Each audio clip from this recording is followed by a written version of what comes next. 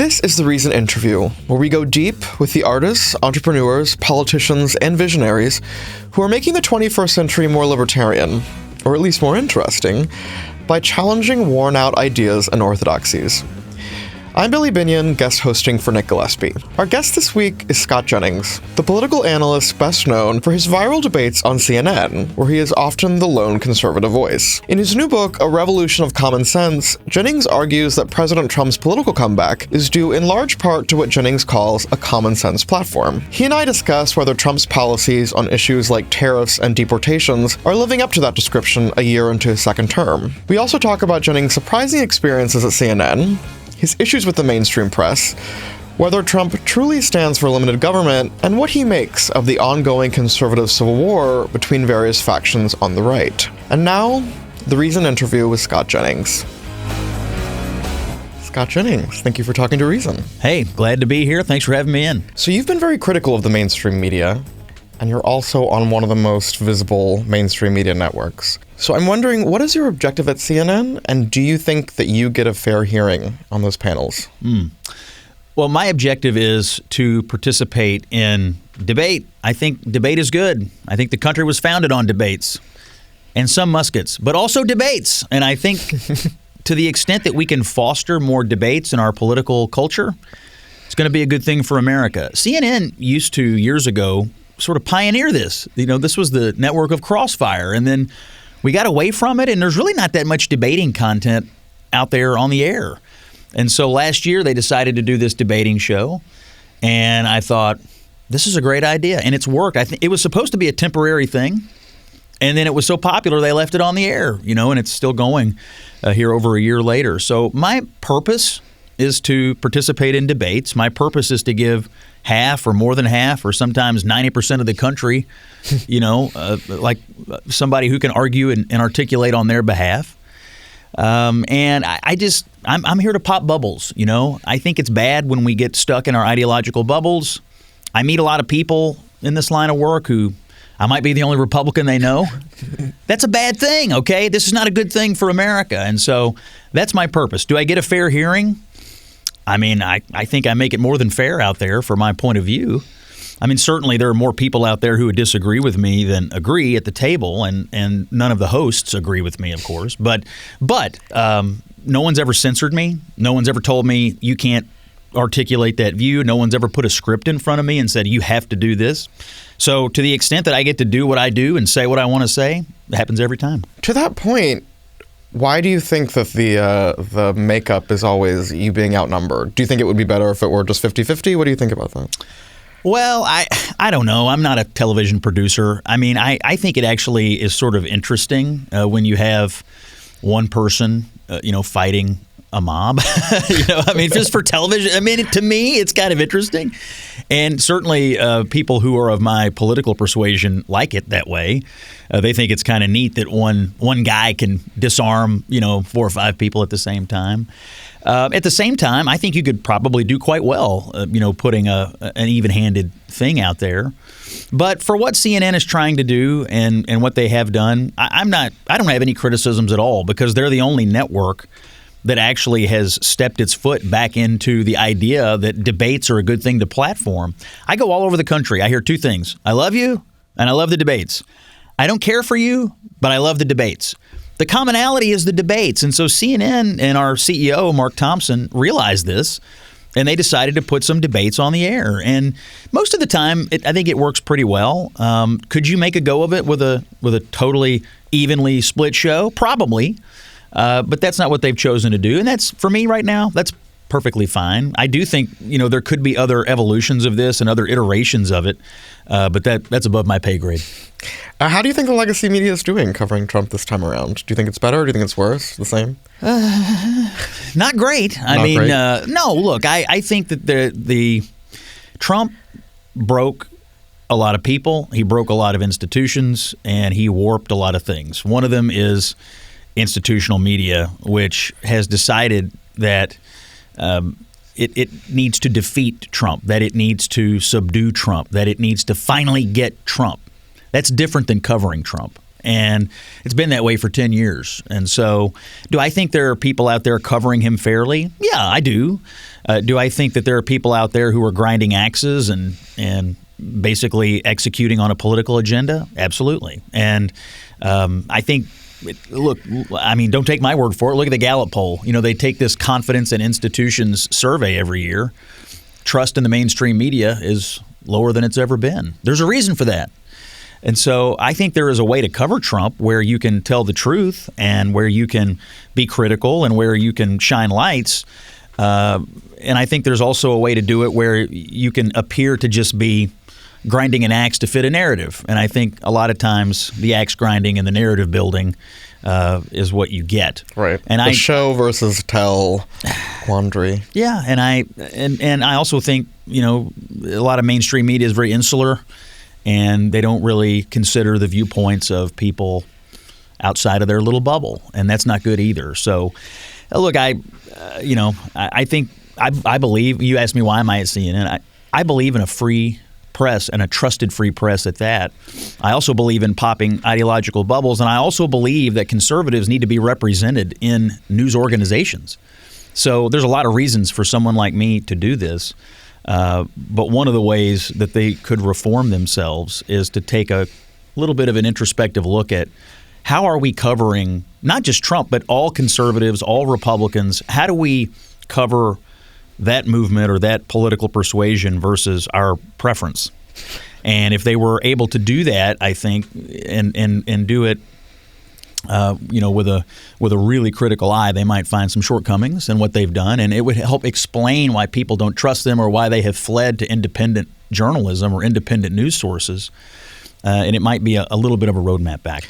That is a perfect segue to something I wanted to ask you. In your book, Common Sense, you talk a lot about how the influence of the mainstream media has receded over the last few years. How have you experienced that shift, and what do you think the future of media is? Well, I've experienced it for the last 25 years in politics. You know, I'm in media now, but really for the last quarter century, I've been a political operative. I've worked on presidential campaigns, Senate campaigns, all kinds of Republican politics stuff. I've been in public relations, and now I'm with CNN and Salem Radio. So I've seen this from all angles. And for most of my career, what the mainstream media said in a presidential campaign mattered a lot.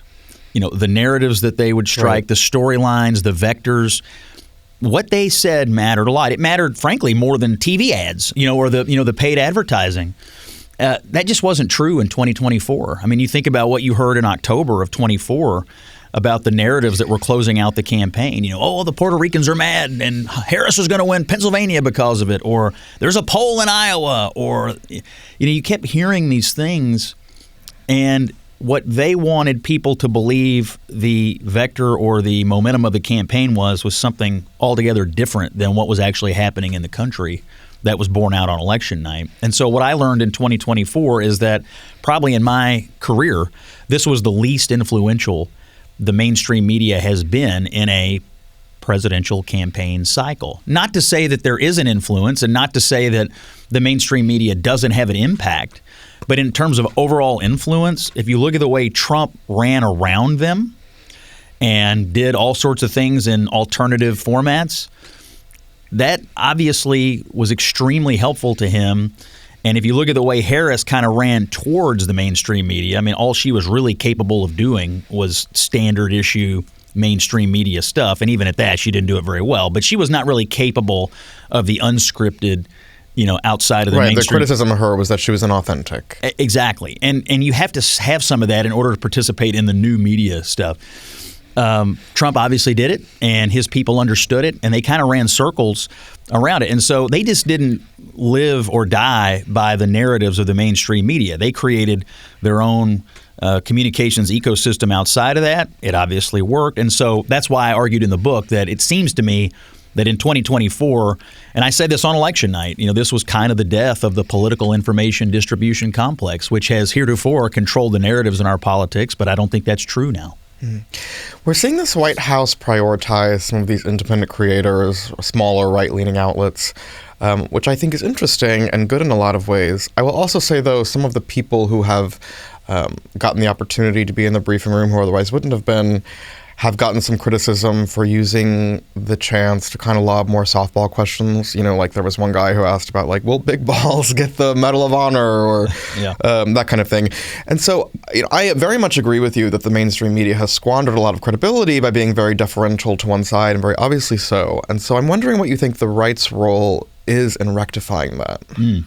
Well, I agree with you that it's good for the White House briefing room to be reformed. I think it's good that they brought in other people. Look, a lot of these people, and I'm new to this, but a lot of these people I'm learning have millions upon millions of followers, and they get lots of views. And in some cases, they have more views than certain mainstream outlets. Totally, yeah. I mean, and so in terms of audience, if I'm the White House, and the White House that I work for, we came just before the advent of social media. Bush 43 was kind of the last old world White House before 24/7. I think Politico came out in, was it 2007, and then social media comes shortly thereafter. Right. And so that was basically the dawn of Twitter, right? Exactly. And so we existed before, but if you had told me back in those days, well, you have all these different channels where you can talk to hundreds of thousands or millions of people without having to get, hammered by, the Washington Post or whatever, I would have taken it in a heartbeat. Right. So it's smart for the White House to do this. It's also good because there's a lot of people that get news and information that way, so that's a good thing. The right's responsibility here, I think, is to produce honest, true content. And understand that we're in a moment where the marketplace is desirous of new political content. They want it presented in authentic ways. They have questions they'd like to get answered. And so my only advice would be do something creative, do something authentic, do something that's pleasing to the viewer. I mean, after all, it is a business. But do something with your time. If you're given a seat in there, ask a good question. Think of something that no one else has asked. I try to do this on the shows that I'm on. What is nobody else saying? Right. What is the question that no one else wants to ask that would lead to a line of conversation that might be new and unique to your deal? That will enhance your position in all this. I don't want to single out or be critical of anybody who's gotten a seat in there because I think it's good what they're doing. But if I were giving any of them advice, it would be, what's the thing nobody else is willing to ask in here that actually might be illuminating to the overall conversation? That's a good way to do it. So right now CNN is in the spotlight with this merger. What do you make of Trump's role in the media merger and purporting to have a voice in CNN's future?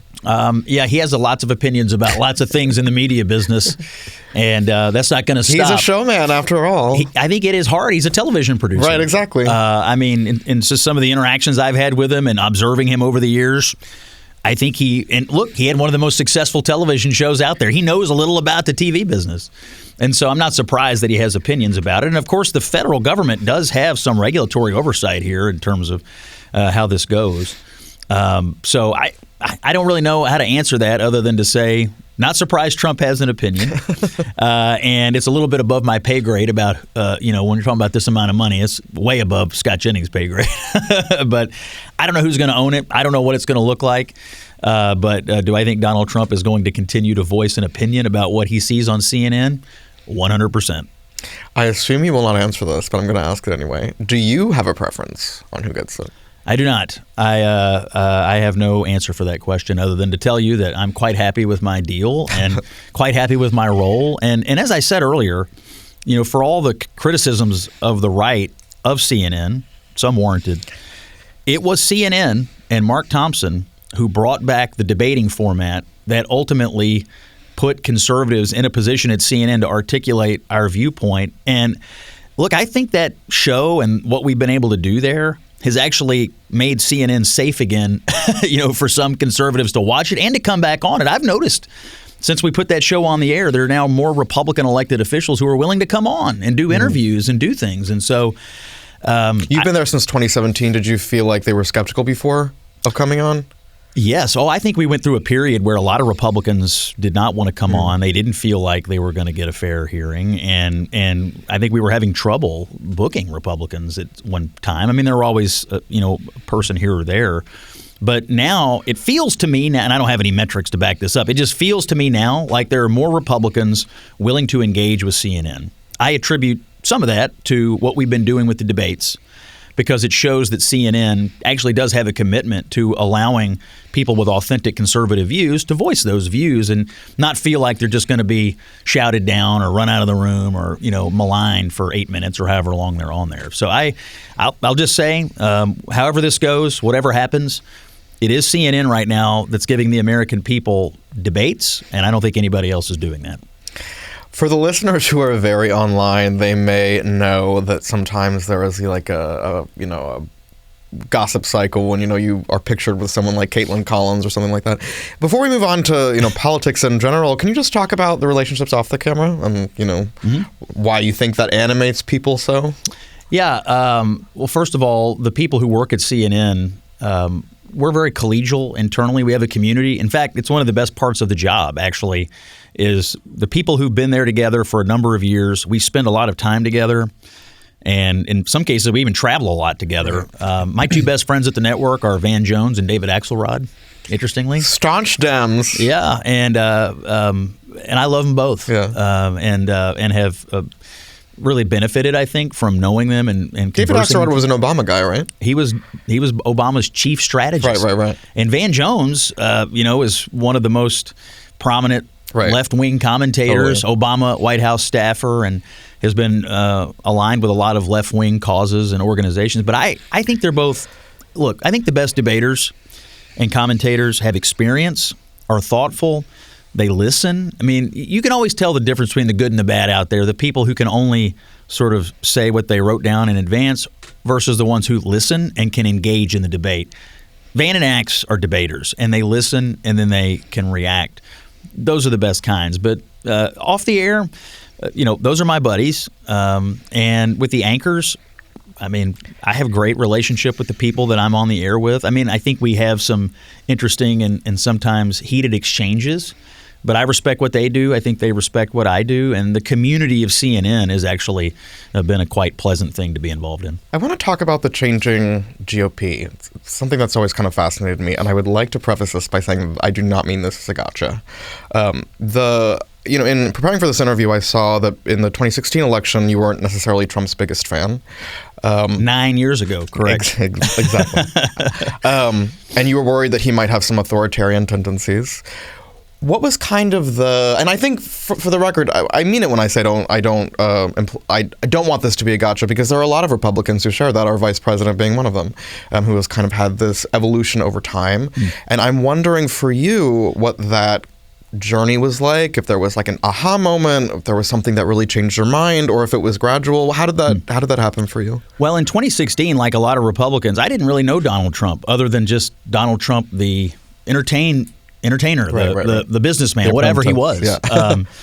And I wasn't trained in his style of politics. I didn't, I never thought of him as a Republican political actor. I didn't know him, and he comes along, and I guess the best way to describe it is I just was completely and totally unfamiliar with him or with an election cycle where someone from outside the party would come and take control of the party. So in 2016, my unfamiliarity with him and, questions about him, I did have a lot of questions about him. I did voted for him 3 times, actually, and probably just fast forwarding to 2024, felt closer to him in 24 than I ever felt. And I'll get to why that is in a moment.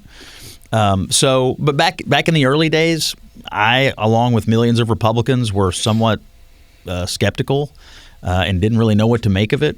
I'll tell you one thing. Had he not won the election, I wonder what would have happened to the Supreme Court, for instance. And that was one of my motivating things about my vote for him. I actually think it's one of the reasons he won the election. Mitch McConnell, holding open that Supreme Court seat, I think is one thing that a lot of Republicans looked at and said, I don't know a lot about Trump. I remember that news cycle. It was very controversial. I don't know a lot about Trump, and I'm not a little sure about it, but I sure as heck don't want Hillary Clinton filling this. And so, that changed everything. And so that was persuasive to me at the time. So, Trump, there's not a politician alive that I agree with 100% of the time. Not even the ones that I like very much. And certainly Trump has done things over the years that I wish he hadn't done that, or I would have done it differently. The same was true for George W. Bush. The same is true for Mitch McConnell. But I'll tell you this, if he does 95% of what I want and the left does 0% of what I want, it's an easy choice for me every time. You mentioned McConnell, who was one of your mentors, correct? Correct. I would not have gone to college, I don't think, if it hadn't been for Mitch McConnell. Why is that? Well, okay, I'm a poor kid from West Kentucky. I'm the son of a garbage man and a factory worker. I didn't have much, and I got a scholarship to go to the University of Louisville at the McConnell Center for Political Leadership. They give a scholarship to 10 kids a year. I got one of them, and it's a full ride to the University of Louisville. Now, this changed my life. It changed the trajectory of my life. And so he doesn't pick the kids, and he raises the money for the scholarship. But had that not existed for me, I don't know what would have happened to me. And later on, I did work on his political operations and political campaigns over the years. He's been a mentor. What was the most important lesson you learned from him in politics? And do you think that there was a failure of that version of the Republican Party that left open this, opening for Trump, or is that a misunderstanding of why Trump is now kind of the leader of the Republican Party? What did I learn from Mitch McConnell? Number one, focus. I think in campaigns it's easy to, chase every tail out there. It's like lots of things happen. What actually matters and what do you have to focus on? So don't chase your tail. Focus is important. Number two, in terms of just tactically, McConnell's kind of famous for, if you throw a pebble at me, I'll throw a boulder at you. And in some ways, he and Trump are actually quite similar in that. Now, they're different attitudinally. They different disposition. Right. McConnell's not a showman. Sure. Trump is. But in some ways, I perceive similarities in their desire to thoroughly destroy their political enemies in the heat of a campaign. I recognize that trait in both of them. But really, it's focus and a willingness to do what you have to do to win. McConnell never lost a race, even in a state that when he started was extremely Democratic. There's a reason for that. And so I really, as a political operative, learned a lot from Mitch McConnell on that. Do I think he led to the rise of Donald Trump? No, I think that. I didn't mean him specifically. I more so just mean that kind of older version of the Republican Party. If there was something it was missing. Oh, well, I think that a lot of people voted for Trump and like Trump because of the way he handles our perceived enemies, whether it's the media or whether it's the Democrats. I think there was a perception, certainly in 2016, that, and coming out of the 2012 election, which I also worked in, that the party had just basically rolled over to the left, rolled over to the Clintons, rolled over to the media, whatever. And all you talk about in your book kind of like how when you were an operative, compassionate conservatism was the response to a lot of these things, right? Like we just need to be nicer. Well, yes, but as a tactical matter, I think there was a belief among Republicans that we just sort of turned the other cheek all the time to people who were never going to do the same for us or give us the benefit of the doubt. Why should we do that for them? And look at 2012. I mean, most Republicans would tell you that Mitt Romney was eminently qualified, eminently moral, had good ideas. And what did they do to him? They called him a murderer. They assailed him for having the controversial idea that he might appoint more women to the government. These are the things that made Mitt Romney history's greatest monster. And we just did not effectively understand what we were dealing with. And Trump comes along and says, no, I get it. I am going to fight these people to the end. And it was that fighting spirit that people believed the 2012 operation lacked, that the 2008 operation lacked, that even back in the Bush years, why do you allow yourself to be consumed by these entities that exist only to consume and destroy Republican presidencies and Republican presidential candidates? So I think what Trump provided was, hey, whatever happens, whatever we do, I promise you, I will not be consumed by these people who have eaten up everybody else we've nominated for years. In your book, you talk a lot about the Republican Party being the party that takes a stand against big government. And I think particularly emblematic of that in the book is you talk about Elon Musk's kind of fracture with Donald Trump over the one big beautiful bill. Yes. And Elon Musk, of course, being the tech entrepreneur who was very close to Trump with the Department of Government Efficiency, leading that agency for a time before he left, a few months into the administration.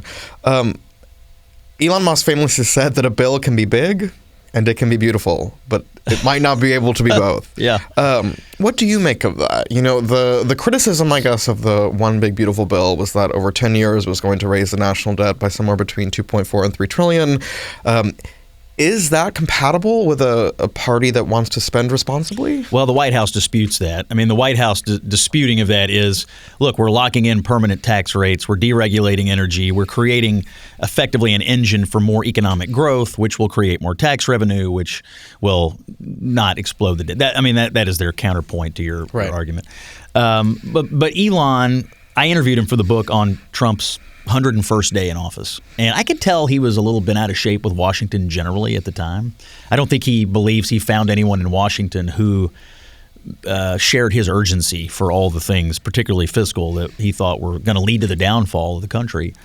And he obviously did not agree with this bill. I do think maybe he had some misunderstandings about the vehicle of reconciliation and what the purpose of this bill was versus other things that he might want to do that I don't actually think are mutually exclusive. I think you can do the big, beautiful bill, and I think you can also meaningfully tackle our fiscal situation, but they weren't going to happen in the same vehicle. And so, anyway, I guess it's water under the bridge now because they're back together.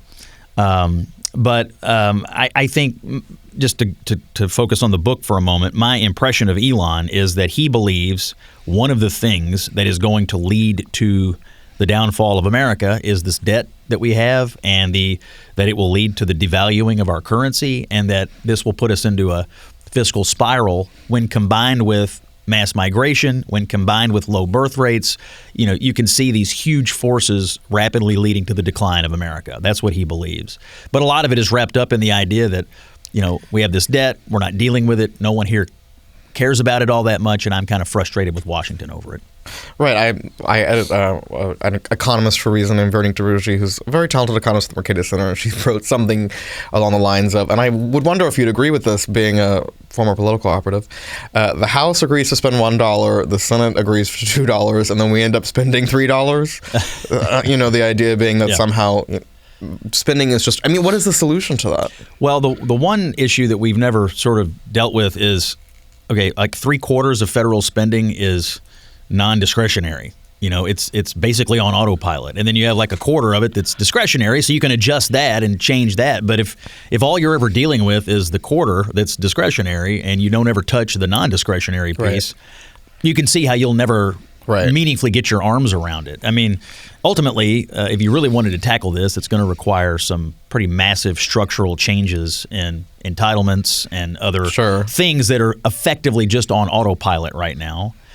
And that, coupled with some kind of long-term period of growth, would, in a conservative's mind, make a difference in this. We just haven't really grappled with the idea that 3/4 or roughly 3/4 of the federal budget is just on autopilot, and tinkering with the 25% is never really going to catch up on it. Totally. And there seems to be a misunderstanding that you can get away with not reforming things like Social Security and Medicare and that kind of thing. It feels like a political death wish to even suggest it. Yeah. Rand Paul is, I feel like, the only person who's like, hello, Thomas Massie, that kind of strain of the Republican Party. Interestingly, by the way, just to cut in for a moment, when I asked Elon for the book, did you meet anyone in Washington that you actually think gets it? He only gave me one name, and it was Rand Paul. Interesting. What do you make of that?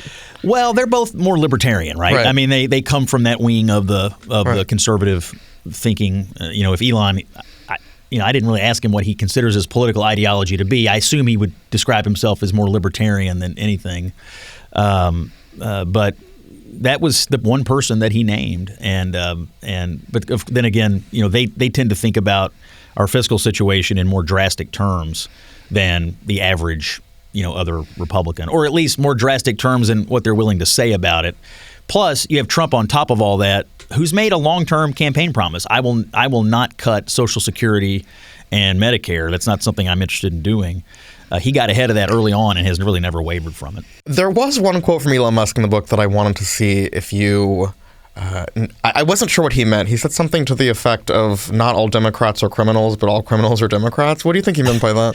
Well, he believes that Democrats and the Democratic Party have gone all in on protecting illegal alien populations on the one hand, and on the other hand, they have dedicated themselves to criminal justice reform that seems to be only aimed at allowing violent criminals to roam the streets and let them out of jail and so on and so forth. So he's looking at these two issues saying, What is it about the Democratic Party that they're coddling illegal populations and coddling violent criminals, and this seems to be where all their energy is? Frankly, I think he's onto something here as a political matter. I think it's one of the things that's holding down Democrats' ability to rise up above where they currently sit. I mean, the image of the Democratic Party is quite low, and it has been low now coming out of the 2024 election. To me, those two issues I mentioned are a big reason why people look at them and say, well, you don't really seem to spend any time on just the average law-abiding American citizen, but you spend a lot of time on illegal aliens and you spend a lot of time letting people out of jail. What are you doing for me, the person who follows the laws, pays his or her taxes, and just is trying to make it in this world? I think it's one of the biggest anchors around their party right now. I want to talk a little bit about free speech. Yep. In your book, you say that Trump's respect for free speech is something that connects him to some of your former bosses. You said that's something that will help preserve Western civilization, which is a big theme in your book. Mm-hmm. I think Trump has gotten some criticism for not being super friendly towards free speech. A few examples being, this woman from Tufts entering deportation proceedings over an op-ed that she co-authored, the Jimmy Kimmel thing, where the FCC had, I guess there was a schism in the conservative movement over this too, right? Whether that was jawboning or not, similar to the Biden administration, trying to pressure social media companies to censor certain types of content. And then you have people like Stephen Miller saying things like, calling someone a fascist, which is often an inappropriate thing to call someone, but that is an incitement to violence, which is not compatible with, in my view, a reading of the First Amendment, because the First Amendment is also supposed to protect, kind of detestable speech that would otherwise, if it was just popular speech, you wouldn't have it. How do you think that the actions comport with the First Amendment? So let me just start with the Millers, Sure. because I know them a little. Stephen and his wife, Katie, have to live on a military base because they can't live in a house like you or me because they're under constant security threat. So I'm a little defensive of them on this. Which I will say, that's terrible and unacceptable. And I sit at a table a lot of nights where I hear people throw around words like fascist and Nazi and white supremacist and so on and so forth.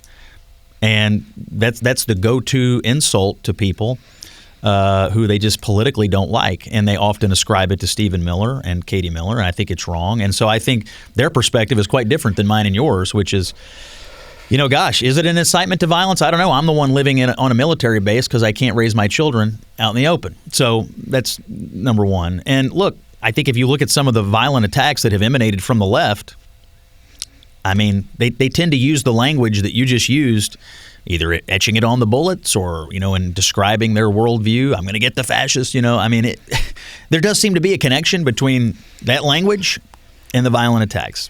That's, on that front. I think you could pick out any individual moment and say, oh, what about this? What about that? Generally, my argument is Trump is friendlier to speech and friendlier to the First Amendment and friendlier to the press than virtually any other president in my lifetime. Look at the number of questions this man takes on a daily basis. Look at how open his cabinet secretaries and his staff are. They're in constant open dialogue with the press all the time. I mean, I actually regard this as a good thing. It's a transparent thing. The people asking the questions may not like all the answers, but compare that situation that we have today to the Biden years when you can't talk to the president. And when you are talking to him, it's not clear. I mean, he's reading notes off of cards that his staff has handed him about who he's talking to and what he needs to say to that person. It was embarrassing. And then I'll tell you one other thing. I talked to that character Chris Whipple the other night, who interviewed Vanity Fair. Who interviewed Susie Wiles, now to great fanfare. And he was saying, well, honestly, she's transparent, she's candid, she's blunt. And then he was comparing it to his time trying to interview the Biden people. And he said to me, you try to interview them and it's like, well, I'll do it, but it's got to be on background. You can't use my name and you have to send me all the quotes in advance for approval. And that's the opposite of transparency. And so when I think about the way this government operates and how transparent it is to the average American, love it or hate it, it's very transparent to you. I think you can make a really fair argument that his commitment to free speech and the First Amendment is really high. Can you pick out anecdotal moments where you could make an argument that they didn't adhere to that? Absolutely. Ted Cruz, for instance, took them on over the Jimmy Kimmel thing. Now, I think Brendan Carr had a point on the Jimmy Kimmel thing, and all the late night shows, they get away with portraying themselves as, they get the news carve out or whatever. And so that means they can have on 275 Democrats and never have on a single Republican. And it's kind of ridiculous. And what Jimmy Kimmel did in that monologue everybody was mad about was also blatantly false and kind of ridiculous. Is Jimmy Kimmel still on the air? Yes. Did anything materially bad happen to Jimmy Kimmel? No. And so do I think it's okay for the administration to have a point of view about people who may be abusing their position in that way? Sure. So, without quibbling over every single moment, I would say that looking comparatively at Biden and also looking comparatively at Obama, their transparency to and treatment of the press and the media in general, far more open kimono than what you got out of the last two Democrats. What do you make of some of the lawsuits, like the lawsuit against 60 Minutes, for instance? I would be interested to hear your thoughts on that. Well, I think for listeners who don't know, that he had sued 60 Minutes for allegedly deceptively editing an interview with Kamala Harris. Yeah. That was his view. Well, I think his view is that some mainstream media does things to help his opponents instead of presenting information fairly to the public. And so, he filed a lawsuit over it. My view is if they were so sure they hadn't done that, why not fight it out? And so, I mean, look. Could part of that be, though, there is some, I think, anxiety in the business community over whether or not he will approve some of these business deals and that kind of thing. Could that be part of it? I mean, look, I don't know. I'm not those people. All I know is that I don't know that 60 Minutes necessarily has the cleanest track record over time when it comes to how they present information to the public. And look, I think Trump has also, as a tactical matter, said, I have priorities, and sometimes I'm going to use the courts to enforce those priorities. He's done the same thing with universities when it comes to what they're allowing on their campuses as it relates to anti-Semitism and violence around anti-Semitism. And so, look, I think if you felt real clean about this and you felt great about what you did, you wouldn't have had any worries at all stepping into a courtroom or into a deposition. Maybe they felt otherwise. You mentioned the Vanity Fair profile briefly. I would just be interested to hear your general thoughts on it. Yeah, first of all, I think Wiles, his chief of staff, Susie, is incredibly blunt, transparent, and candid. And sometimes I think the chief of staff or top sort of consigliere for a president can say things that presidents can't say. Maybe there's a message in that. All right. I don't think she does anything by accident. And I think everything she does is intentional and meant to ultimately serve the president's interests as she sees as she sees it fit, trying to execute his agenda and deliver messages. I don't think any of these things happen by accident. And so, look, I'll go back to my answer previous. Do I think it's a good thing that this administration is pretty darn transparent and has opinions and views, and they're not afraid to air those views? It's quite interesting. I actually think it's good. That was my take, for the record. I don't know what the problem is. I think in Washington, it's so unusual for administrations to be transparent instead of, say, opaque and sycophantic like you had during Biden, that it freaked everyone out. But out in the country, it's like, well, wait a minute. She just answered questions honestly? Okay, what's the problem with that? To me, the biggest problem with the deal was the photographer. I was gonna say the photos were ridiculous. It was terrible. It was mean girl behavior. Exactly. And so, we talked earlier about the press. What's the state of the press right now? That's the state of the press. So you get the White House chief of staff and these senior staffers to participate with you. And what do? You mean girl them with these photographs.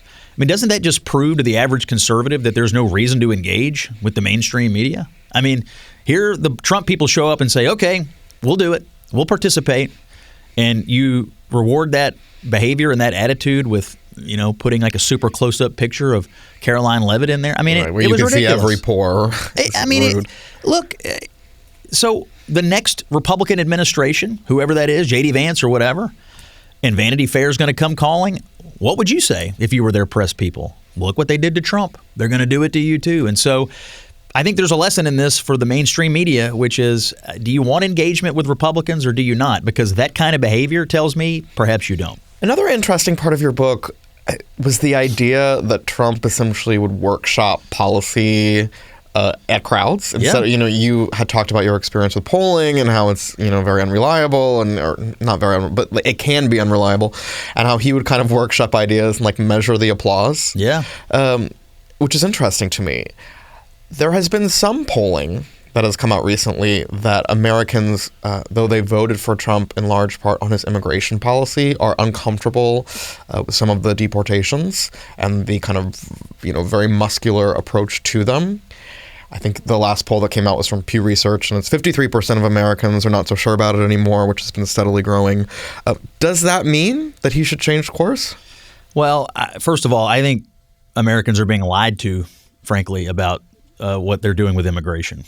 I think there is a propaganda campaign going on out there to mislead people. I sit in these debates sometimes and I hear flippant things said like, well, they're detaining and deporting Americans every day, which is just simply not true. Absolutely not true. And I think certain situations are portrayed to make it look like ICE agents are doing things untoward, when if you looked at the situation in context or you looked at all the details, you would say, oh, that's actually what a reasonable person would have done. The one the other day about, they raided a daycare center. Well, no, they were chasing an illegal alien who then pulled into the daycare center and ran inside, and or they're zip tying children, which didn't happen, but they do sometimes separate children from dangerous situations where they're, in a building with a bunch of MS-13 people. So I think the way this is being portrayed is having an impact on the polling. That's number one.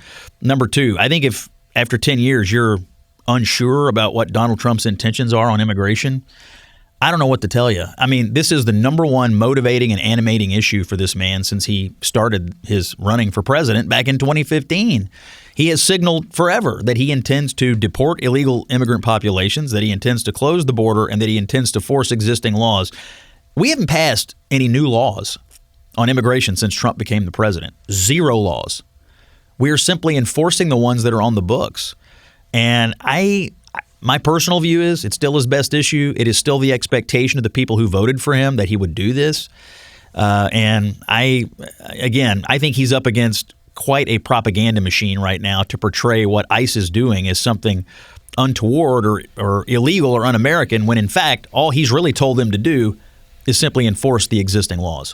Sure. The poll I'm referencing, it was essentially drawing a distinction between deporting the violent criminal and deporting, the gardener who's been here and been otherwise law-abiding. Do you see those as distinct, or do you think, you're in this country illegally, you got to go?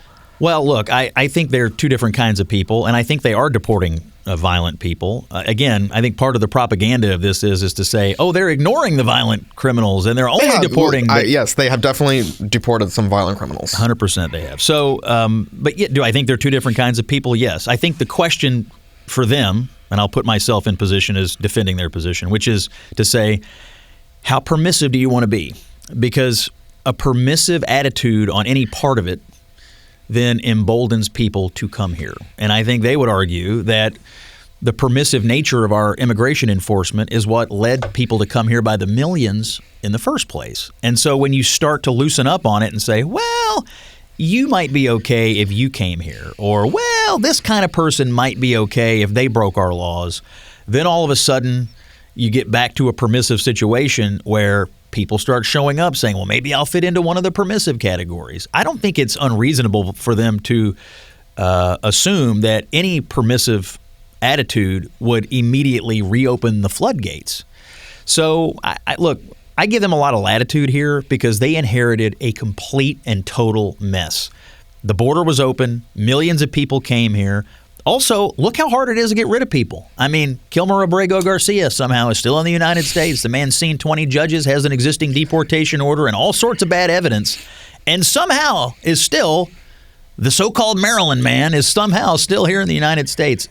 All these people came here. It's very difficult to get them out. I think for a Republican voter, for someone who thinks he's basically right about immigration, I give them some latitude. I'll just say one other thing. I know he hears about this issue from people in agriculture and also people who are in trades that depend on immigrant labor. And so his base is not unified on exactly what to do. His administration isn't either.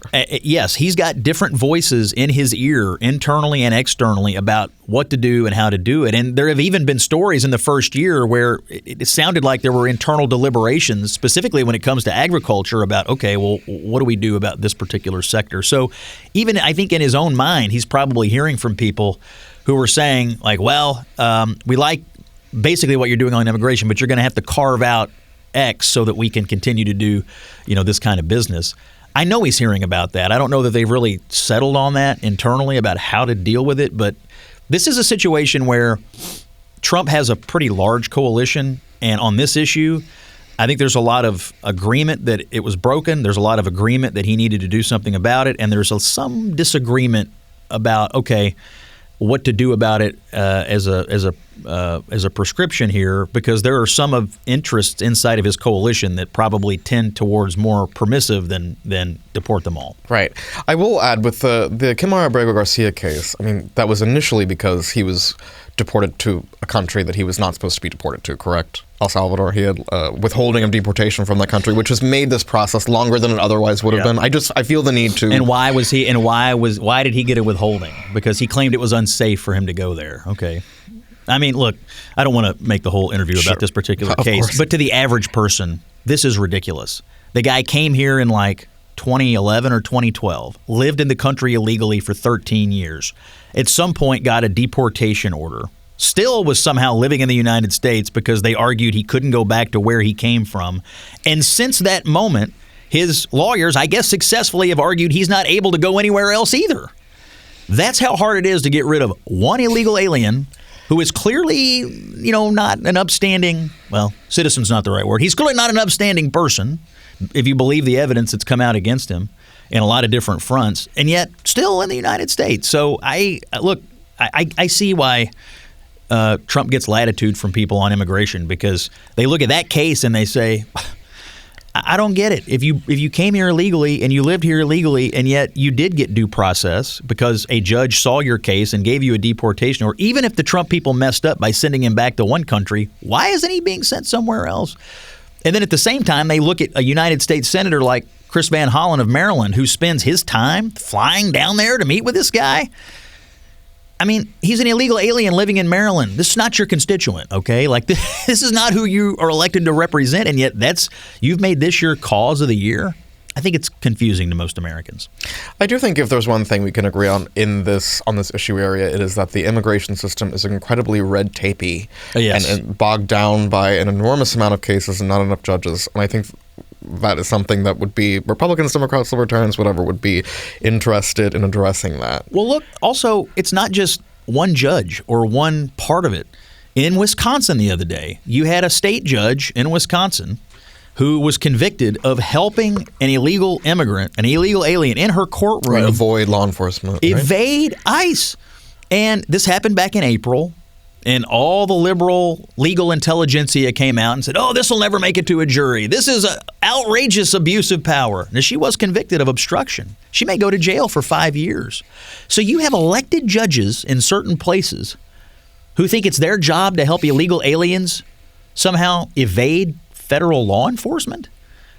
So it's more than just red tape. It's more than just bureaucracy. It's malign actors in the system who are supposed to be upholding the laws, who are helping illegal aliens evade the laws. Again, just put yourself in the shoes of an average American citizen. You're looking at this thinking, if I broke laws like this, would a judge help me evade law enforcement? I doubt it. I would like to think that most judges are doing their best. I know you'd like to think that. And I would like to think that as well. Unfortunately, we keep getting examples of judges who believe it's their job to upend Trump's stated policy as opposed to uphold the law. This is where I have a problem. Even if you are a judge who's very liberal and you hate Donald Trump and you hate everything he did. Right, you're supposed to be applying the law as it's written. Yes. And it seems to me that a number of judges and a number of parts of the bureaucracy have said, well, I'm going to put my political interests ahead of my duties to the law. That's wrong. And it would be wrong if a conservative judge were applying their views to a Democratic president. I mean, the thing is, you're either a nation of laws or you're not.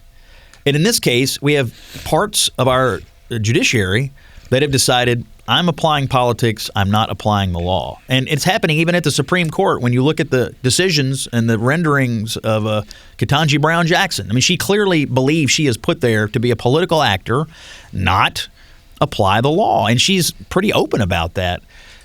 That destroys confidence in the rule of law and in our overall judicial system. As an aside, I will say that Congress could do its job and change the laws that people are unhappy with, but they could. Well, unfortunately, they don't. On immigration, do a lot. On immigration, you're 100% right. If you don't like that we deport people, you can change the laws.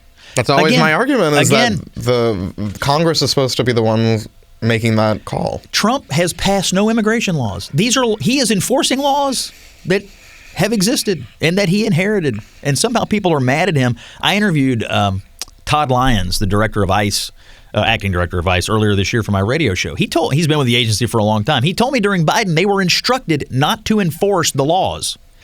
Trump simply said, just enforce the laws. Wouldn't most people think it was reasonable to enforce the laws as they're written? And if you're mad about it, ask Congress to change them? I couldn't agree with you more, but right now the laws are what they are. They should be enforced. Congress should do something. On trade, I want to talk about trade. Yep. Your book is called The Revolution of Common Sense. Mm-hmm. I think some would argue that the tariff regime has not necessarily been commonsensical. Like on Liberation Day, when Lesotho had tariffs against it, that sort of thing. The tariff regime has changed a lot. It's oscillated a bunch, and that has created, I think, some instability in the private sector. And also we've seen manufacturing lose jobs for 7 months in a row. When it was supposed to help manufacturing. How do you reconcile that with common sense? Is that common sense? So the tariff, I write about this extensively in the book. I'm of two minds on it. One, as a Republican political operative for the last 25 years from the pre-Trump era, I was not trained to believe that tariffs or taxation was a good economic model.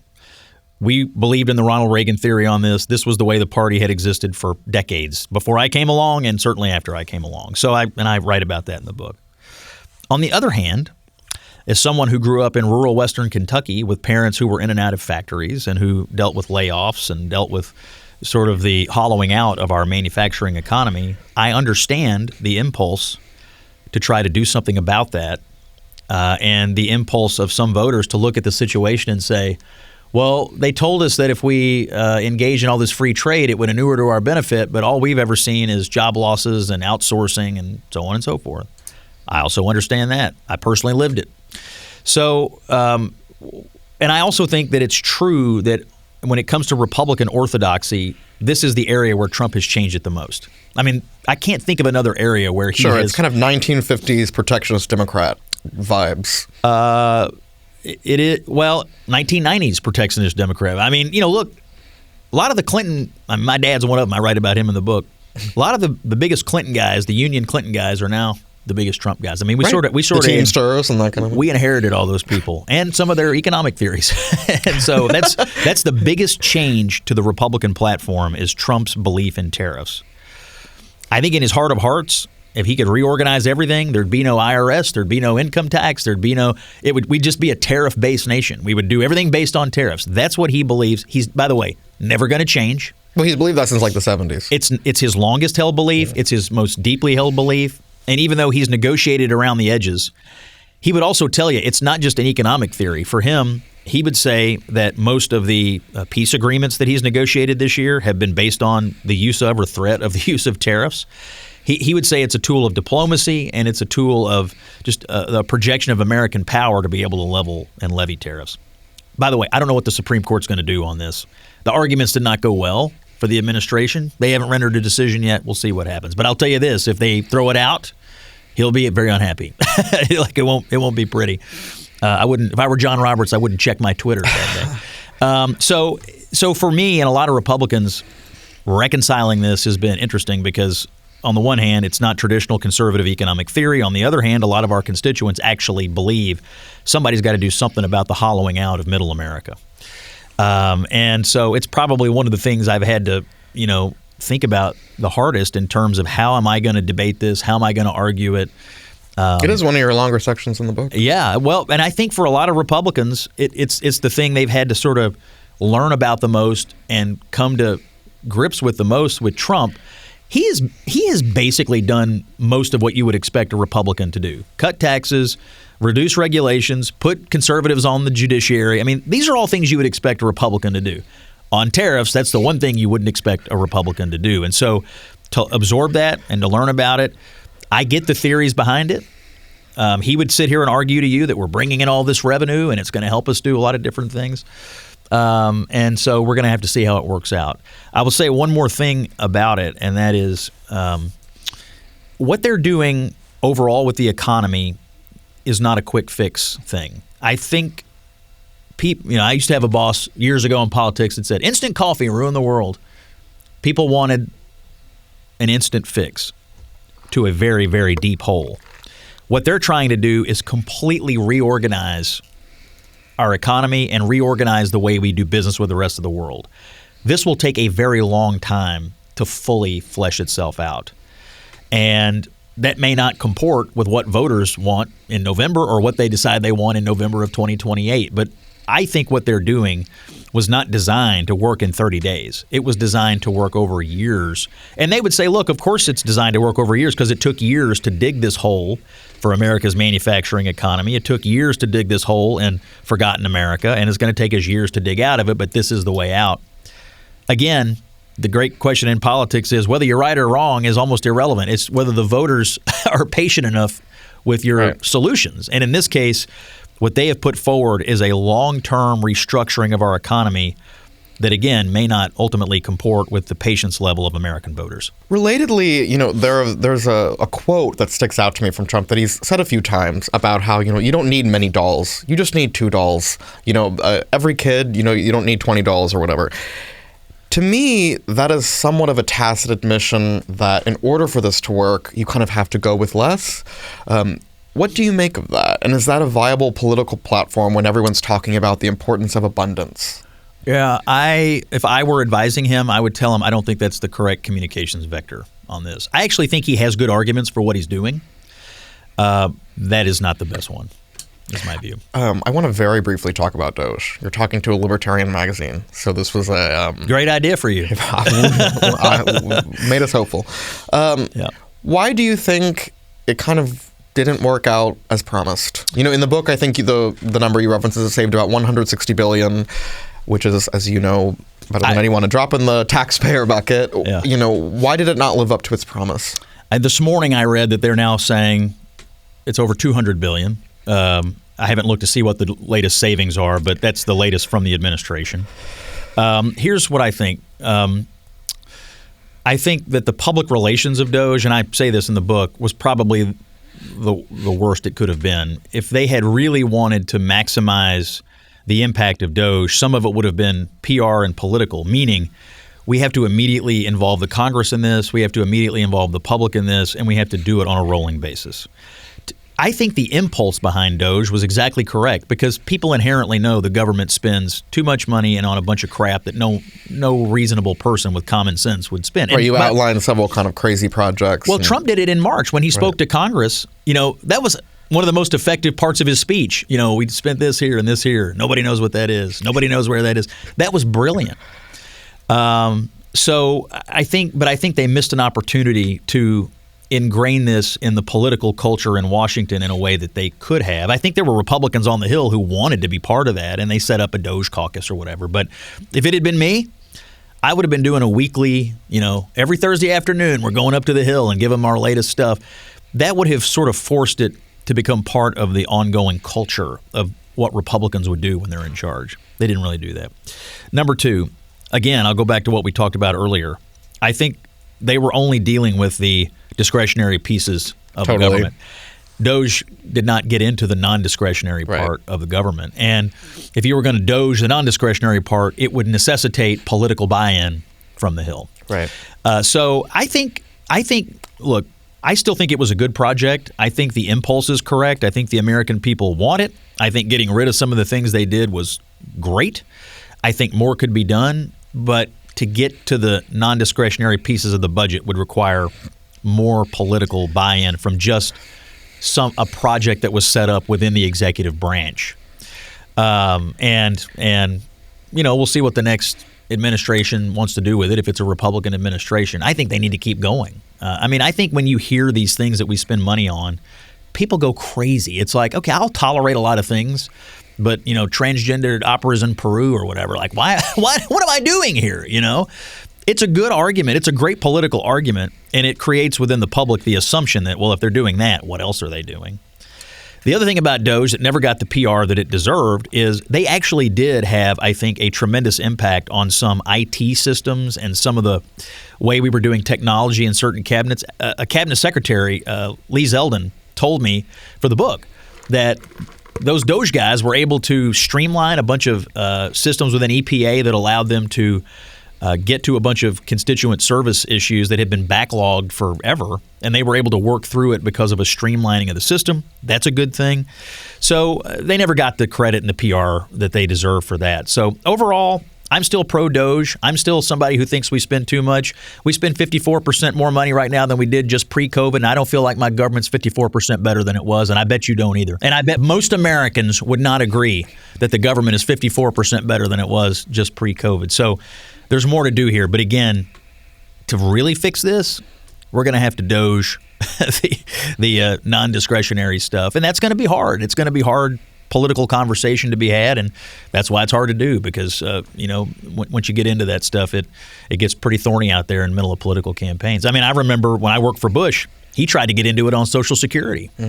He wanted to take a small part of Social Security and put it in private accounts for people and invest it in the stock market. People went crazy over it. Even Republicans didn't want to touch it. Now, I would point out that had he done that, the returns on the stock market since that point in 2005 versus what you've gotten on your Social Security out of the government, it's, miles and miles apart. But at the time, there was no political will to do it, although it would have certainly worked out to the benefit of the American taxpayer. As we're talking, Turning Point USA just wrapped up its big conference, Charlie Kirk's organization, during which some pretty big schisms were on display within the conservative movement. This has been playing out for a bit with the Heritage Foundation, the general kind of Ben Shapiro versus Megyn Kelly, Candace Owens camp. And, for listeners who aren't familiar, it's this idea, like, do you engage with certain parts of the very far kind of fringe right that, have these very offensive and, overtly anti-Semitic views, or do you try to ignore them and banish them? And I'm wondering what you make of that. Yeah, some of the things that were said were wild. It was public infighting for the world to see. I'll start this conversation by saying that Trump is the most pro-Israel president we've ever had and the most pro-Jewish president we've ever had. That's number one. I don't think that's assailable. I think his foreign policy decisions, how he chooses to communicate about this, the man is pro-Israel and pro-Jewish. And when you look at what he's done to take on college campuses who have engaged in coddling or encouraging anti-Semitism, again, there's no question where Trump is. So then you get to the question of, okay, why are we debating this in the conservative right now? Some of it is wrapped up in Israel. Some of it is also just wrapped up in people who have just, frankly, lost their minds and gone, cuckoo bananas, chiefly Candace Owens. Her latest claim is that the transatlantic slave trade was run by Jewish people. Take all the crazy policy stuff out of it. The fact that since Charlie Kirk was murdered, she has decided to go on a months-long quest to platform and create every possible conspiracy theory about his murder, up to and including forcing the grieving widow of Charlie Kirk to have to meet with her about it, is vile and despicable. Why is that part of the conservative movement, to effectively terrorize a grieving widow with crazy conspiracy crap and then force her to meet with you? Like, to me, that has no place. It's just unfathomable to me that someone would do that for their own personal financial benefit and their own personal self-aggrandizement. I can't even wrap my mind around how someone would make someone's murder and the terrorizing of his widow part of this is how I'm going to make a living. I don't understand it. On the larger questions of anti-Semitism in Israel, I thought Ben Shapiro's speech was necessary and very good. And he didn't, he's more than willing to debate people and debate things. And he did debate a guy in the crowd over this, this USS Liberty thing that they always bring up. But his point is, and I've articulated it this way: we're a political movement. We're not a sponge. We don't have to absorb everything that oozes in under the door. I mean, if somebody walked in the door and said, "Let's raise all the tax rates to 100%," we'd beat them up and throw them out. But if somebody oozes in under the door and says, "Hey, I have a great idea. Let's deny the Holocaust and praise Stalin and worship Hitler," or whatever, we don't have to absorb that either. Like, we're not bound to absorb that. The retort to that is always, "But free speech." This has nothing to do with free speech. Free speech has to do with government coercion. This has to do with speech you want to be associated with or you don't. And I don't want to be associated with people who dabble in that kind of stuff. And I don't think any conservative leader should want to be associated with that. And I think some of these people who are peddling that are not conservatives. They've been sent here to destroy the conservative movement, to divide and destroy. And I just think it's okay for us to say, I don't really want this person in the tent. Now, does that mean we can't have reasonable adult debates about Israel or foreign policy? Sure we can. That's different than dabbling in the latest conspiracy bullshit. That's all really just kind of wrapped up in the oldest hatred, which is anti-Semitism. Right. The response, from kind of like the Megyn Kelly side, other than verbatim, "Go fuck yourself," which she said on one of her shows recently, is that Candace Owens specifically is a young mom, and that therefore she is kind of off limits in this debate. What do you make of that? Look, she herself engages in this debate, in this public conversation, as her job. So I don't think that makes you off limits, A. B, I don't know how you could argue anything other than she has spent the last several months terrorizing Erica Kirk. It's not just asking questions. She's out here terrorizing a widow, forcing this widow to try to meet with her to calm her down. And then in the aftermath of that meeting, continuing on. I mean, look, I don't pay attention much to Candace Owens, but she wants us to pay attention to her. And she wants us to pay attention to her conspiracy theories about Charlie Kirk, and she wants Erica Kirk to pay attention to her. So I guess we're going to pay attention now. And again, the idea that you would spend any time platforming or defending the terrorizing of a grieving widow and the organization that Charlie Kirk left behind. I mean, they're trying to figure out what their future is, what direction they're going, and they're important. And you have somebody out there saying at one point Erica Kirk had something to do with it, or the people who were working for Charlie had something to do. I mean, this is terrorizing these people. I don't know what else to say about it. So she wants the attention, so she's getting it now. And I don't think it's wearing very well on her, truthfully, but she's getting the attention that she asked for, is what I would say. Why do you think Trump hasn't commented on these fractures, and do you think he will? Well, no, I don't. And I don't know that I would want the President of the United States, refereeing the squabbles of podcasters. I mean, I don't. Do you think it's bigger than just the squabbles? Do you think it is something deeper in the conservative movement? Because these people, like you said earlier in the beginning of the conversation, they have insane numbers of followers. Yeah. Yes, but again, do I think the president needs to referee these people? No. Do I think the president needs to be clear about where he stands? Yes. And by the way, he has been clear. I mean, in case you haven't noticed, this is the most pro-Israel and pro-Jewish president we've ever had. We fired missiles into the Iranian nuclear mountain. We negotiated the release of the living hostages. He can tell the good guys from the bad guys. He can tell civilization from barbarism. He can tell right from wrong when it comes to the people we're dealing with in the Middle East. I don't think he could be any more clear about where he stands on it.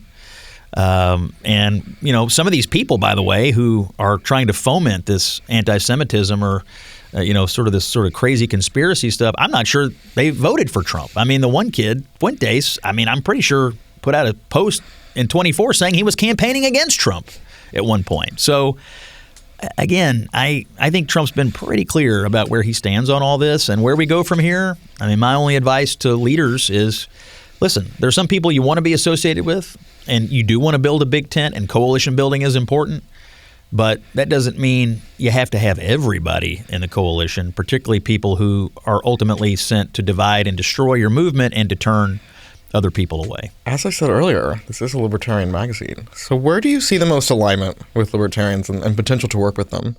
in the current vision of the Republican Party? Well, great question. I think the libertarian vision and the conservative Republican vision have always been far more closely tracking than, say, where the libertarians would be vis-a-vis the radical progressive left. I mean, they've gone off the deep end. And so I think and that's why you saw people like Elon Musk coming into the president's coalition in 24. There's just more alignment, I think, with Trump and with and the Republicans right now with libertarians than there ever is going to be. Now, there will be squabbles. Free trade is going to be one of the biggest ones. I mean, Rand Paul this weekend went out and made a case about free markets and free trade and international trade, and flatly said he would not be for J.D. Vance in 2028, as best I could read it. So you can see where the fissures are. But does Rand Paul have more in common with Trump and Vance than he has in common with, Kamala Harris or Bernie Sanders? Yeah, I think he probably does. And so I think in coalition politics, you have to decide, who do I have more in common with and who am I going to be more influential with? I'll get some of what I want versus zero of what I want. And this has been part of the mastery of politics of Trump. He's built a huge coalition, and a lot of those people are not regular Republicans. We've got a Kennedy in the cabinet, for goodness sakes. So part of the beauty of it was he could win because of a large coalition. Part of the management problems is now you're managing a bunch of people who don't agree on everything. And so I think where you work together is where you work together is understanding that you're not going to get everything in what you want. Your vision and their vision may not fully align on everything, but you may be able to influence decisions or get some of what you want versus the other side, which is going to give you zero and not give you the time of day. It's a pretty easy bet. I mean, if you're just a political actor or you're trying to decide how to get outcomes, to me, it's a pretty easy bet. So I think when it comes to tech policy, I think when it comes to speech, I think when it comes to trying to shrink the government, certain operations, I think it's no-brainer for libertarians because what the left wants to do is anathema, in my opinion, to what most libertarians would say they would want. What's your most libertarian view or streak? My most libertarian, that the government should be shrunken down as deeply as possible. I just find it unfathomable that we spend $7 trillion. I don't understand it. I just I find this crazy that the government is so large. We spend so much money. It is so sprawling.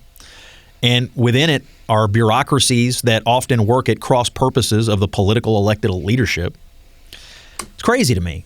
And so, I am for. That's why I was so enthusiastic about DOGE in my book.